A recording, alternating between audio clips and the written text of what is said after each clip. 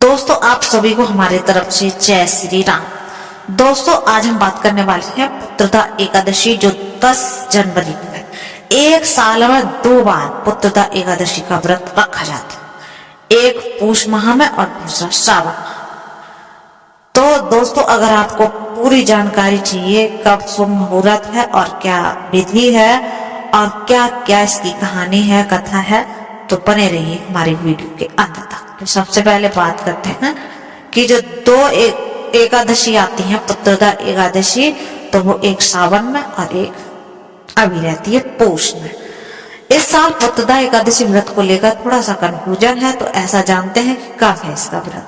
तो वैदिक पंचांग के अनुसार पूष माह के शुक्ल पक्ष का एकादशी तिथि 9 जनवरी को दोपहर 12:22 से शुरू हो जाएगी और वहीं इस तिथि का समापन 10 जनवरी को रात 10:19 पर हो जाएगा। ऐसे में पुत्रदा एकादशी का व्रत 10 जनवरी को 2025 को ही रखा जाएगा।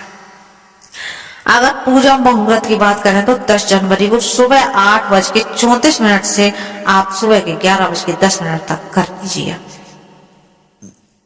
अगर व्रत पारण का समय की बात करें तो 11 जनवरी को सुबह 7:15 से 8:21 के बीच आप उसका व्रत का पारण कर सकते हैं। इस दिन द्वादशी तिथि बहुत सुबह 8:21 पर समाप्त हो जाएगी। एकादशी व्रत का पारण द्वादशी तिथि में ही करना चाहिए, इसलिए द्वादशी तिथि समाप्त होने से पहले पुत्रदा एकादशी व्रत का पारण कर सकते हैं। अगर पुत्रदा एकादशी के उपाय की बात करें तो अगर आप लंबे पैसों की कमी का सामना कर रहे हैं तो पुत्रदा एकादशी के दिन भगवान विष्णु और माँ लक्ष्मी को विधिवत उपासना करें। इसके अलावा जीवन में सुख शांति के लिए कामना करें। ऐसा माना जाता है कि इस उपाय से आर्थिक तंगी दूर होती है और धनागमन के योग बनते चले जाते हैं। तो दोस्तों अब हम बात करते हैं एकादशी के महत्व की। तो प्रिय भक्तों, यह एकादशी बहुत ही सुख फलदायक है। इस व्रत के नाम के अनुसार ही इसका फल है। संतान पाने के इच्छुक दंपत्ति अगर इस दिन व्रत रखकर संतान की कामना करें तो उन्हें मनोवांछित फल की प्राप्ति होती है। यह एकादशी संतान न होने वाले मनुष्य के लिए एक खास अवसर के समान है, क्योंकि जिन व्यक्तियों को संतान प्राप्त होने में बाधाएं आ रही हैं, उन्हें पुत्र प्राप्ति की कामना हो, उन्हें पुत्रदा एकादशी का व्रत अवश्य करना चाहिए। पुत्रदा एकादशी व्रत रखने वालों को 10वीं तिथि की रात्रि से ही व्रत के नियमों का पूर्ण रूप से पालन करना चाहिए। तो चलिए जानते हैं क्या क्या नियम है और कैसे करें एकादशी का पूजन। तो नंबर 1, एकादशी व्रत वालों को 10वीं के दिन शाम में सूर्यास्त के बाद पूजन ग्रहण नहीं करना चाहिए और रात्रि में भगवान विष्णु का ध्यान करते हुए सो जाना चाहिए। अगले दिन सुबह उठकर दैनिक क्रिया के से निर्वृत्त होकर स्नान आदि करके शुद्ध व स्वच्छ धुले हुए वस्त्र धारण करके श्री विष्णु ध्यान करना चाहिए। अगर संभव हो तो पानी में गंगा जल मिलाकर उस पानी से स्नान करना चाहिए। इस पूजा के लिए श्री विष्णु की फोटो के सामने दिया जलाकर व्रत का संकल्प लेकर कलश स्थापित कर लेनी चाहिए। फिर कलश को लाल वस्त्र से बांधकर उसकी पूजा करें। भगवान विष्णु की प्रतिमा रखकर उसने इससे स्नान आदि करवाकर शुद्ध करके नया वस्त्र उसे भी पहना दें। तत्पश्चात धूप दीप आदि से विधिवत भगवान श्री विष्णु पूजा अर्चना आरती करें। तब नैवेद्य और फलों का भी भोग लगाकर प्रसाद वितरण करें। श्री विष्णु को अपने सामर्थ्य के अनुसार पुष्प, ऋतु फल, नारियल, पान, सुपारी, लौंग, बेर, आंवला आदि अर्पित आप कर सकते हैं। एकादशी की रात्रि में भजन कीर्तन करते हुए समय आप व्यतीत करें। पूरे दिन निराहार रहें तथा सायंकाल कथा सुनने के पश्चात फल का आहार लें। पारण वाले या दूसरे दिन ब्राह्मणों को भोजन तथा दान दक्षिणा देकर खुद को पाद पारणा करना चाहिए। एकादशी के दीप दान करने का बहुत बड़ा महत्व है। इस दिन दीप अवश्य जलाएं। इस व्रत के पूर्ण प्रभाव से व्यक्ति तपस्वी तथा विद्वान होकर पुत्र आदि पाकर अपार धन संपत्ति का मालिक बनता है। तो दोस्तों ये थी कुछ जानकारी। अब हम आपको बताते हैं कि इसकी कथा क्या है।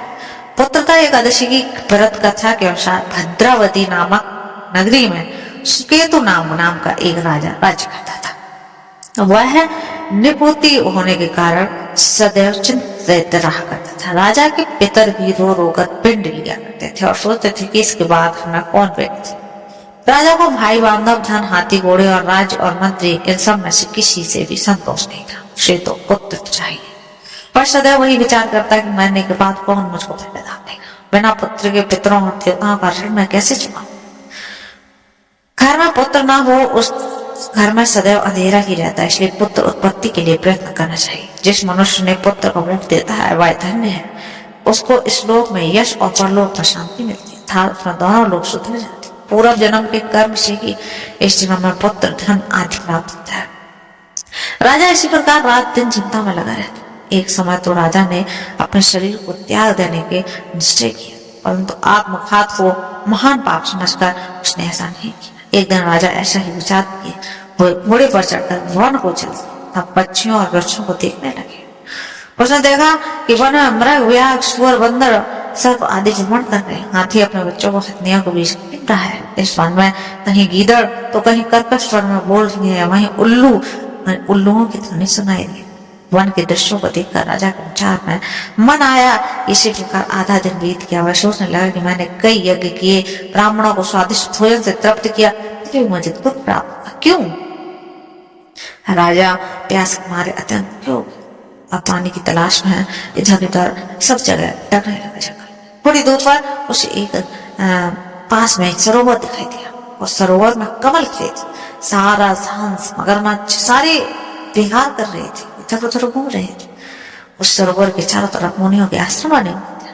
उसी समय राजा का दाहिना अंग सीधा फड़कने लग गया। राजा उसे अति सपन समझा कि अरे वाह, कुछ अच्छा होने वाला है। राजा तुरंत घोड़े से उतरा और मुनियों को दंडवत प्रणाम किया कि हे मुनिवर, हमारा कष्ट है। हम तो मुनियों ने कहा, हम तुमसे अत्यंत प्रसन्न हैं, तुम्हारी क्या इच्छा है वो कहो। राजा ने पूछा, महाराज आप क्या कहो और किस लिए यहाँ आए, कृपा करके बताइए। मुनि कहने लगे, हे राजा, आज संतान देने वाली पुत्रदा एकादशी है। हम लोग विश्वदेव और इस महासरोवर मान सरोवर है, इसमें हम स्नान करने के लिए आए हैं। यह सुनकर राजा कहने लगा कि महाराज, मेरे भी कोई संतान नहीं है। यदि आप मुझ पर प्रसन्न है, एक पुत्र का मुझे वरदान दीजिए। मुनि बोले, हे राजन, आज पुत्रदा एकादशी है, आप अवश्य इसका व्रत करें और भगवान की कृपा होगी तो आपके घर पुत्र अवश्य। मुनि के वचनों को सुनकर राजा ने उसी दिन एकादशी का व्रत कर लिया और द्वादशी को उसका पारण किया। उसके पश्चात मुनियों को प्रणाम करके महल में वापस आ गई। कुछ समय ही बीते थे कि रानी ने गर्भ धारण किया और 9 महीने के पश्चात एक सुंदर, अति सुंदर बालक उत्पन्न हुआ। वह राजकुमार अत्यंत सूर्य, यशस्वी और प्रजा पालक हुआ।